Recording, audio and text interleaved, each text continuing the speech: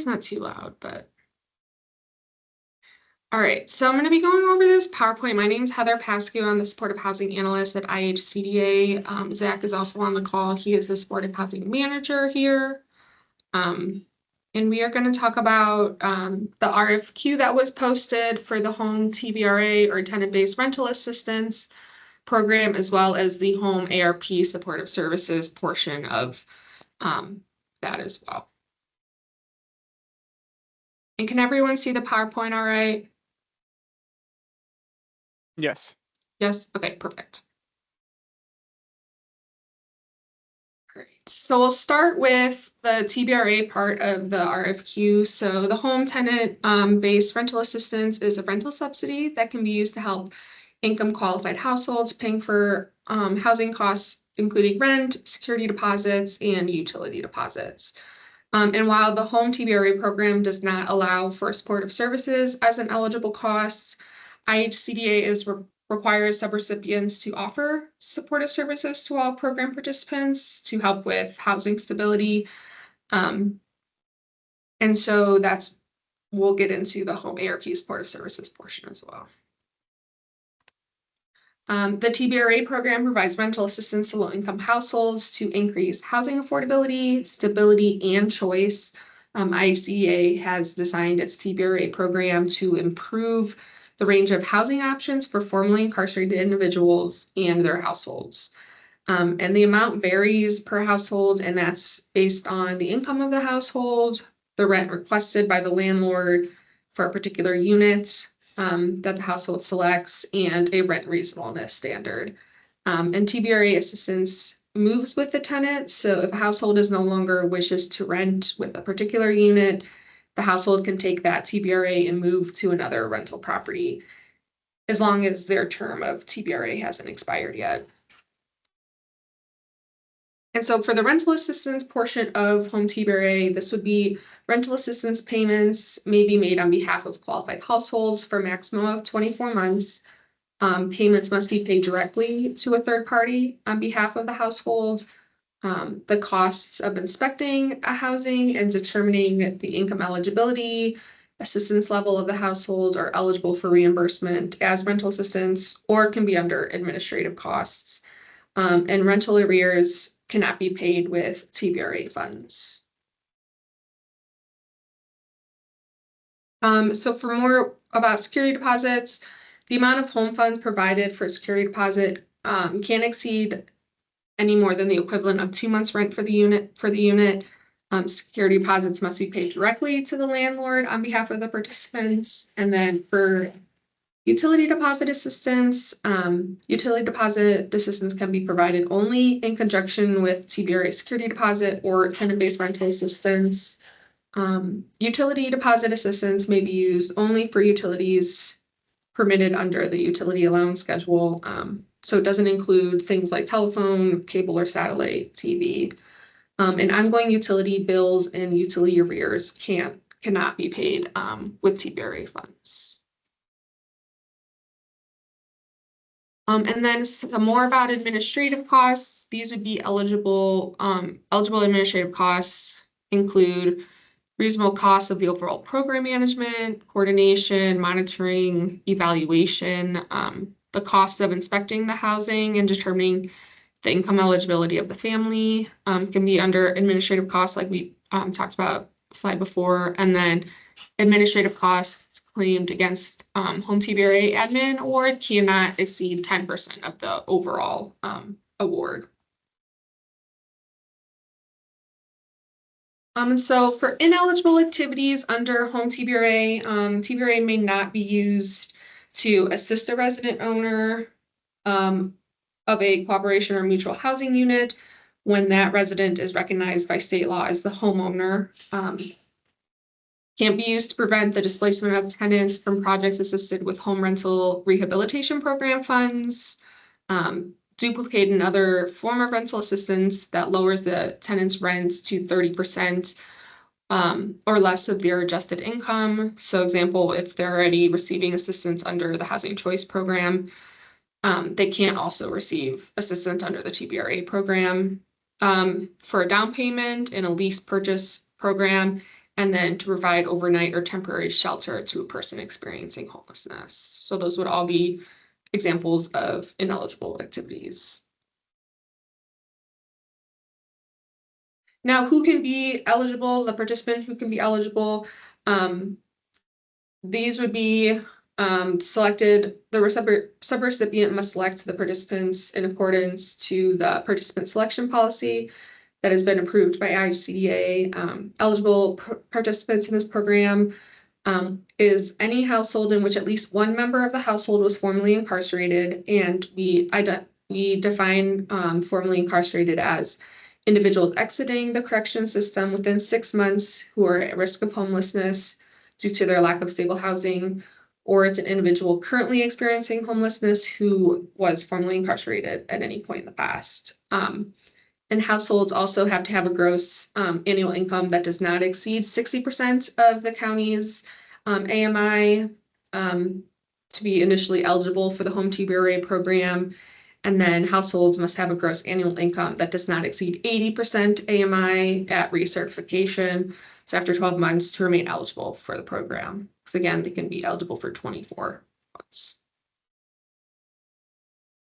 And now when selecting the unit, the subrecipient has to maximize housing choice when working with households to identify housing opportunities. So subrecipients can't require TBRA assisted households to select units developed and or rehabilitated under the home program or other affordable housing program. And subrecipients can't require TBRA assisted households to live in units owned or managed by the subrecipient. Participants must be permitted to move out at the end of their lease term and take that TBRA assistance with them if the 24 months of assistance has not expired yet. And then TBRA rental assistance can only be used to pay for assistance on rental units located within the state of Indiana. And that all units must pass the initial and annual Inspire inspection. So that is new. We are doing all Inspire standards now for housing inspections. The calculation of the rental subsidy, the amount of the monthly TBRA a subrecipient may pay on behalf of the household may not exceed the difference between the rent standard for the unit size and 30% of the household's monthly adjusted income. So the rent amount that the landlord is requesting must be determined to be reasonable. And the household must make a minimum tenant contribution of $10 per month. But that can be waived if the household is determined to be in a financial hardship. And then for payment, the rent must be determined to be reasonable initially and annually to ensure that it is a fair rent is paid for each unit rented under the program. And then all of these need to be taken into consideration when determining rent reasonableness. So the location and age of the unit size, including number of rooms and square footage, the type of unit, including construction type. So if it's like single family, low rise, high rise, etc. The quality of the unit, including the quality of the original construction, the maintenance, and any improvements that were made on the unit, and then amenities, services, and utilities included in the rent.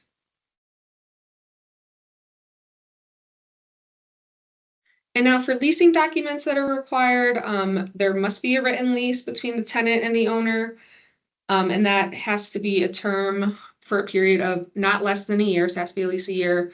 There also will be TBRA lease addendum. So because of the home regulations, the lease may not contain certain provisions listed in the section 8 of the admin manual. The TBRA lease addendum voids any prohibited language, which may be found in newer existing leases. There's also going to be the rental assistance payment contract. So the subrecipients will execute these contracts with the landlord and the tenant or participant. The contracts outline the rental assistance amount, the tenant share of the rent, payment conditions, termination policies, those types of things. And then executed copies will be kept at the participant's file and updated annually if that's applicable for that client. And now for monthly reporting and claims, monthly reports, subrecipients have to complete an IDIS report form entry for all TBRA participants because it is a federal program, so we put everything in IDIS. The IDIS report form is on our webpage and should be submitted with each claim. The claims process, funds are dispersed on a reimbursement basis through claims submitted on our IHCDA online portal. And subrecipients must submit claims to IHCDA once per month. And for information on how to do all things IHCDA online, so like submitting claims, any documentation, we have a partner's guide for that. And obviously we'll do more training if needed for this portion of it. There's also going to be HMIS reporting. So the homeless management information system, which is a secure electronic data collection system used to determine the nature and extent of homelessness. Data regarding all individuals assisted with TBRA grant funds must be entered into either the Indiana Balance of State or Indianapolis HMIS. And IHCDA will determine the HMIS that the recipient must use based on the geographic location of the project. And the recipient must submit all reports as requested by IHCDA, and any additional reporting requirements will be communicated to the people selected.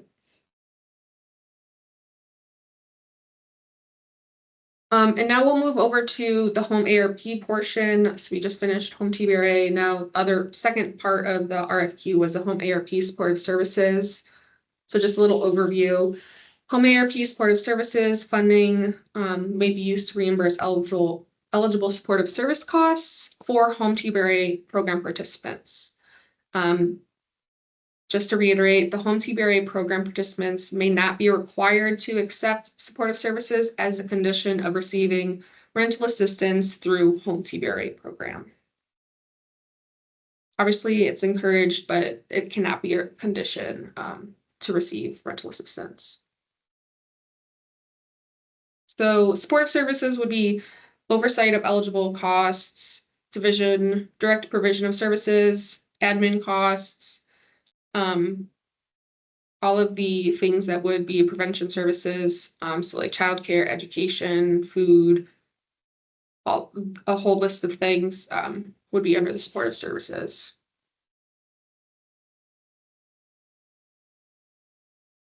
So like substance abuse, transportation, case management,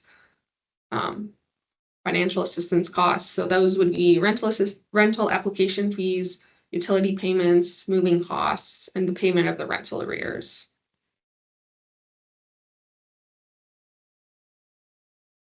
Ineligible costs for home ARP supportive services are any costs not included in that list of eligible activities, as well as financial assistance cannot be provided to a program participant who is receiving the same type of assistance through other public sources. So same deal with TBRA.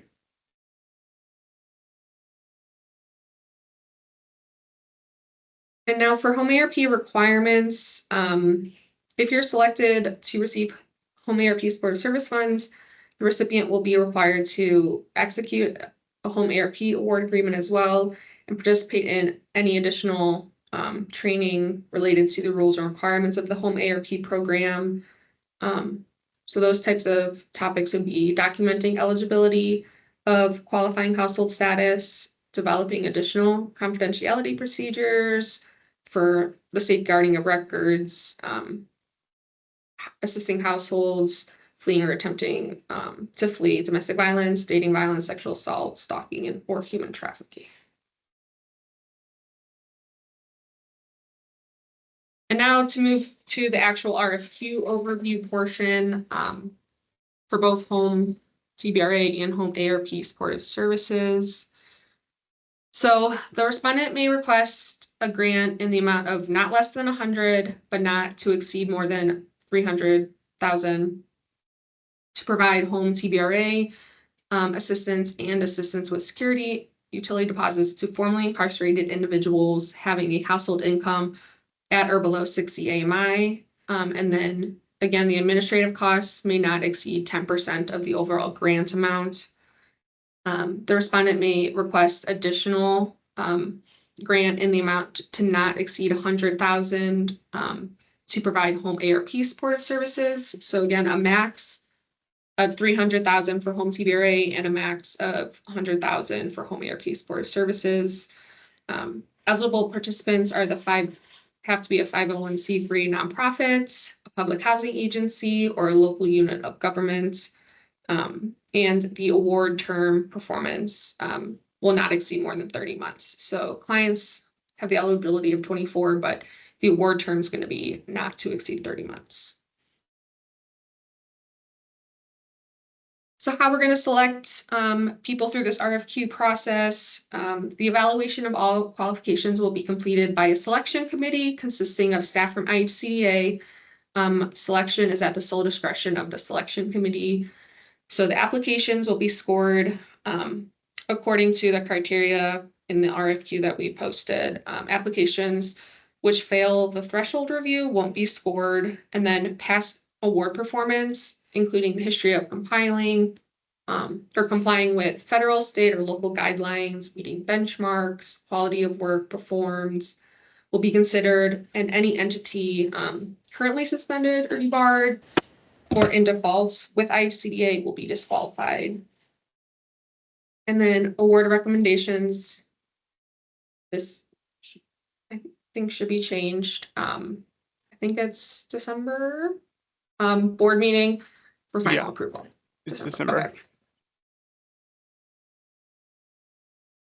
And so the threshold criteria, so these are the minimum requirements that you must meet. So not-for-profit status. Again, if you're a not-for-profit corporation, housing authority, local unit of governments, you have to have financial capacity to administer the program, including the provision of required documentation for financial capacity, complete compliant proposal addressing all of the required items in it, and then commitment to attend all required trainings, enter into agreements, and submit plans to IHCDA for approval. And any application that doesn't meet the threshold won't be scored.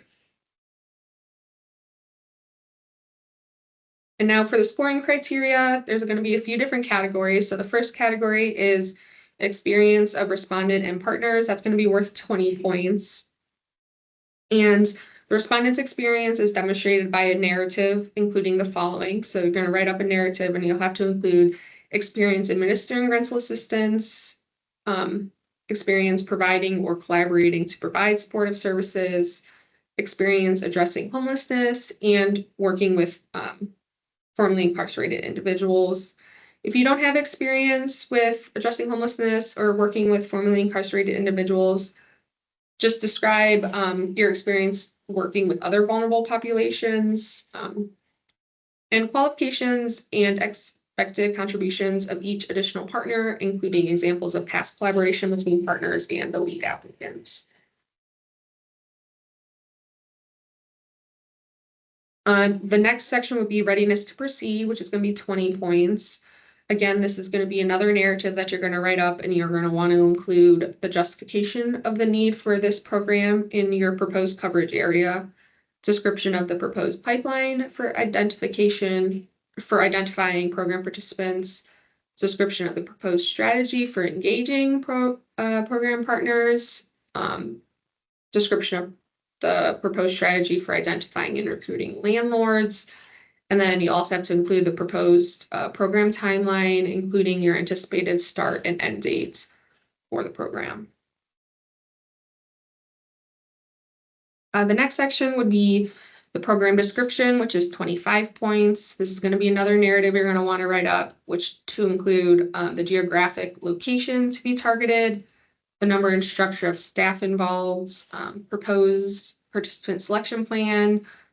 You'll look at the program and admin manual for that. Plan for incorporating client feedback and improving the program over time. And current TBRA recipients who are going to be reapplying should reference steps already taken to incorporate client feedback and improving the program. And then service delivery is going to be 25 points as well. You're going to want to write up a narrative that includes the description of services offered and strategies for engaging partners to provide specific services. And then if you're applying for the home ARP supportive services funding, you'll want to include a description of how the funding will meet any existing or anticipated service gap for the home TBRA participants.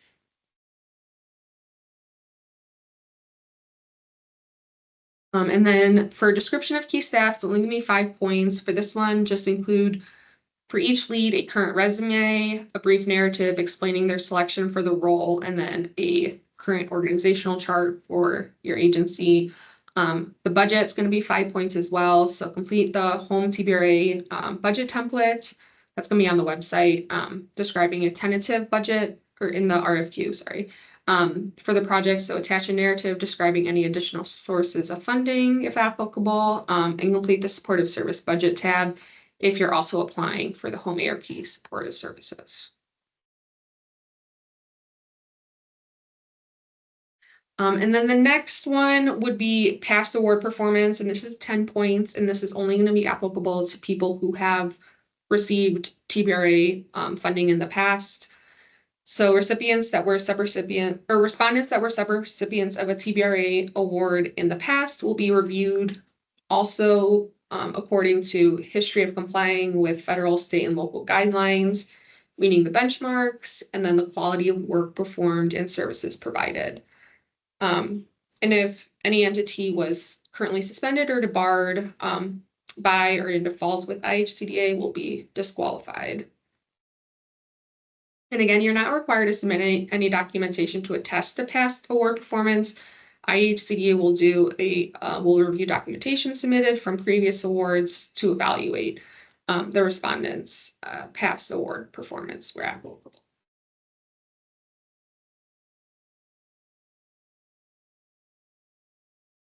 So this is just a quick checklist of the things you'll want to submit. So it'd be the qualification cover sheet. This is an RFQ packet, certification of the respondent. Also in the packet, you want to include your non-for-profit status, financial capacity, so financials for the lead applicant, all the narratives that we talked about, addressing all applicable questions for the following section. So experience of respondent and partners, readiness to proceed, program description, and service delivery. And you'll also want to include description of key staff. So again, those are want to identify the key staff, include the resumes, narratives, and organizational chart. And then lastly, the budget using the tentative budget using the budget template. So that's just a quick submission checklist. And they're all going to be due via email, preferably all in PDF form. And you can email that to me at hpasku@ihcda.in.gov. And they're going to be due on November 18th at 5 p.m. And then any applications that don't contain all of the requirements as listed in the RFQ may be determined to be ineligible for further consideration. So I'll take some questions. I will share this PowerPoint as well, so you'll have this PowerPoint. I can post it on the website or email it out, so you'll have that. Anyone have specific questions on the process? I just kind of wanted to clarify something in regards to the Inspire. So we will start using Inspire with this new award. Is that correct? Correct. Yeah. Okay. I don't remember if Zach, do you remember the specific date that we said we're starting for the home TBRA program? Not offhand, but I can find it. Okay. I thought it was like October 1st or something like that. But maybe not, no. Yeah, that sounds familiar. Yeah. Yep, Okay. so we will be using Inspire. Yep. Okay. All right. Will there be any, I'm kind of asking because I'm sure our inspector is going to be asking questions. Like, is there any additional training that, that our lead inspector could get or receive in regards to this, or any, I don't know, extra kind of guidance that she can Yeah, receive? so we did do a training, Matt Rayburn did a training on the Inspire, kind of the differences between the previous one and then the new one. And that is on our YouTube page. So I would suggest watching that. Okay, Yeah, that's very I helpful. will direct Mhm. her there then. Okay. Yep. I think there's also a bunch of Inspire trainings also on the HUD website. Okay, I'll have her look there. Thank you. Yep, no problem. And in the chats. Anticipated number of awards, we usually do 4. Around 4, between 3 and 5 basically, but usually it's been historically around 4. Yeah, we have 1.2 million total to allocate, so it just depends on what the requests are. It'd be 4 if it's everybody requested the full amount and we were able to award that.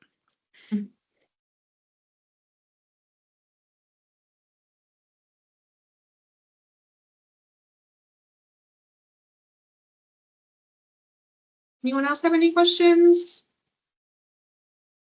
And feel free while you're doing the RFQ to email me any questions. I can get those answers to you.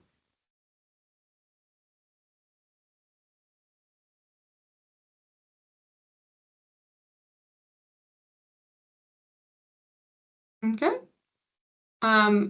If you don't have any other questions, feel free to hop off. I will try to post the PowerPoint on the TBRA website, so you'll have access to that. But yeah, thanks for joining.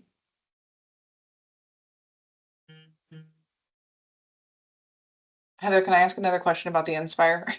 Yeah. So we should be using that like as of now, like for the current award that we have. Is that correct? Yeah, you'll want to switch. I don't remember I think it was in the red notice of the specific date that all things need to be switched over to Inspire, and I think it is before the end of the year. So then everything would need to be switched over to Inspire, and I cannot remember. I can email you once I find the exact date. I think, yeah, 10-1. 10/1. Okay. I was like, Yeah. for some reason I heard 10/1 somewhere, but Okay, and that wasn't 10-1 of this year, like I mean, because I guess everything Yes. that I feel like I had heard was like they were pushing it out till 2025, but that could have been for like, all the ESG stuff maybe, or am I just crazy? I mean, I thought they had Yeah, pushed everything out. it has different For, implementation dates for different programs. yeah, Because okay, different programs are using different like pieces of it. sure. But we are implementing it as of the 1st of this month. Okay. All right. Well, there may be, so I guess if there was any done, I'll just tell on ourselves because everyone from that's left is from Aurora. I don't think that we've done that. Sort like the 10-1. So if there was things, like an inspection in the past, 15 days, do we need to go back and do an Inspire on that? Or what would be your guys' recommendations to be in compliance? Yeah, I would just go ahead and redo it with Inspire. Okay. Okay, and then housing first, does this fall under the same TBRA 10-1 Inspire rule, or are they different? For housing Oh, first funds? we have switched to